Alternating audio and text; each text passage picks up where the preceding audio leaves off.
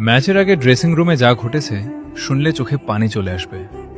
খেলা শুরুর just 10 minute আগে ফিফা থেকে অফিসিয়াল ইমেল পায় আর্জেন্টিনা দল। প্রিয় আর্জেন্টিনা, দুঃখের সাথে জানানো যাচ্ছে যে আজকের ম্যাচে রেফারি এবং ভিএআর কেউই আপনাদের পাশে থাকতে পারছে না। অনুগ্রহ করে নিজ দায়িত্বে ফুটবল খেলুন।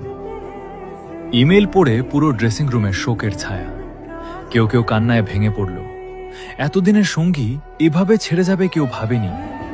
একজন ডিফেন্ডার নাকি দেয়াল ধরে কাঁদতে কাঁদতে বলতে থাকে, রেফারি ছাড়া আমরা মাঠে নামবো কিভাবে? আমরা তো জীবনে কোনোদিন একা খেলিনি। তখন উঠে দাঁড়ালো অধিনায়ক মেসি, চোখে জল, কণ্ঠে দৃঢ়তা। শোনো ভাইরা, মন খারাপ করো না। রেফারি থাকুক বা না থাকুক, তোমরা তোমাদের স্বাভাবিক খেলাটাই খেলবে। এবং সত্যি বলতে কথা রেখেছে ছেলেরা। সারা ম্যাচ আর্জেন্টিনা তাদের স্বাভাবিক খেলাটাই খেলেছে।